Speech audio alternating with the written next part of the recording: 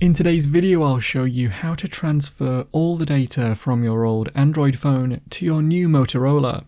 This video will work from any old Android phone, including an old Motorola, to your new Motorola phone. Let's get started. Before we start with the data transfer, there's a few other things to consider. Firstly, you might want to move the SIM card over from your old phone, just in case you need to receive verification codes as part of the setup on your new device. If you don't use a physical SIM card, look out for any eSIM options during setup to transfer it that way. If you want to move the SIM card now, make sure both your old and new phone is powered off, and use the SIM card slot tool to open the slot in the old phone, then place the SIM card into the slot of your new phone. Some data from your microSD card may be transferred, if you have one, and put onto the internal storage of your new phone. If you don't want it to do this, you could remove the SD card for now, and then insert it into your new phone after the data transfer, but only if it supports one. Again, make sure your devices are off if you do this. For the transfer, you might want to make sure you have at least one power cable nearby. You could use the cable to transfer the data between the phones, but you might need it for power also.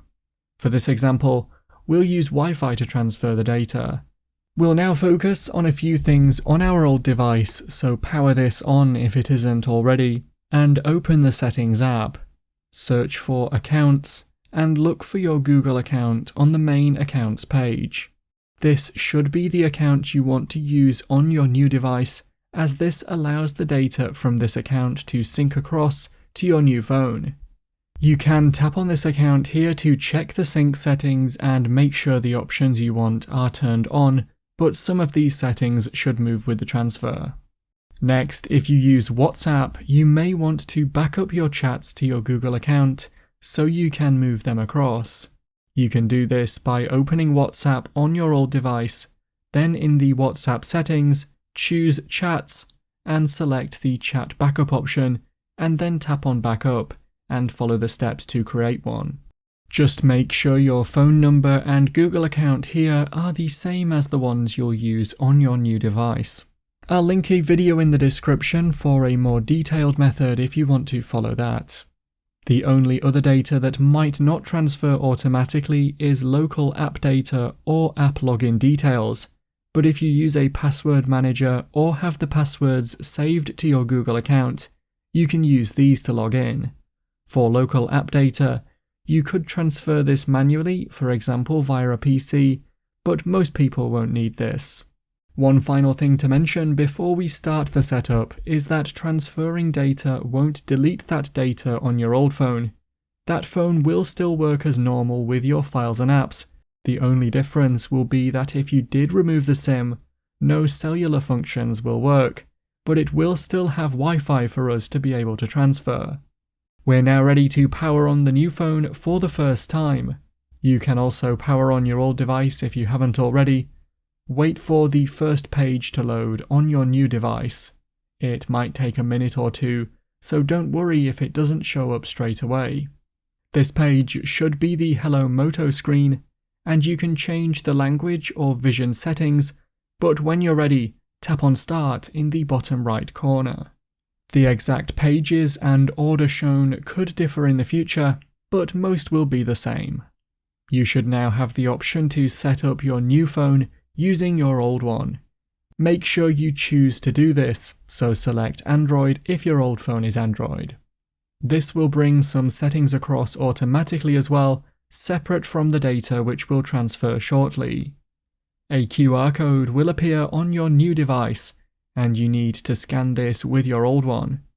If you wanted to copy data using the cable, you can connect the two phones now, as this is usually faster than using Wi-Fi.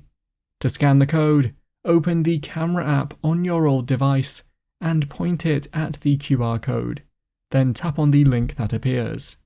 You may be asked to turn on Bluetooth now if you haven't done so already on your old phone. Tap on Continue to do this, and then wait for it to connect. During the setup, you might receive a security alert email from Google saying your account has been signed in on a new device. This is normal as long as the name of the device is the same as the new phone you're setting up. You might now need to enter your PIN on your new device. This is the PIN from your old one.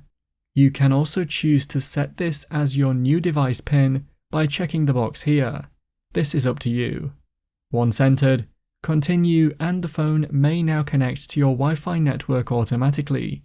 If it doesn't do this, all you would need to do is manually choose your network from the list and enter the password for it.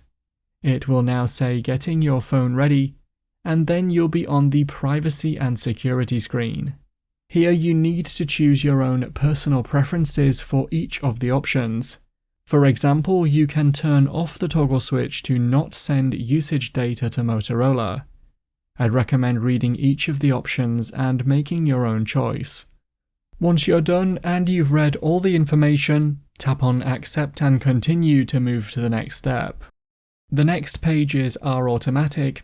It should check the information and get your account details, and you will be asked to create a PIN if you chose not to use the one earlier. Enter the PIN, tap on Next, then enter it once again and tap on Confirm. You now have the option to set up and add fingerprints. You can do this now or later. To do it now, tap on Setup, then read the information about screen protectors. If you plan to use a screen protector and it's not already in place, you might want to wait to add fingerprints. If you are adding them now, follow the on-screen prompts. You'll need to repeatedly press your fingerprint onto the scanner until you fill the square outline. You can then add more fingerprints or choose Done to move on. You should now be on the Copy Apps and Data screen. This is where we will be able to move across files, photos, videos, and more. First, allow the automatic steps to complete until you reach the page where you can choose exactly which data you want to transfer. It is up to you what you select here, but you can use the checkbox next to each category to select the data type, such as photos and messages. If you want everything transferred, then leave all the boxes checked. Just keep in mind your available storage space. Tap on Copy when you're happy with the selected data. The transfer will begin, and you may see progress on both devices. It could take a while depending on how much data you are transferring, but you should be able to continue with the setup of your new device whilst it transfers in the background.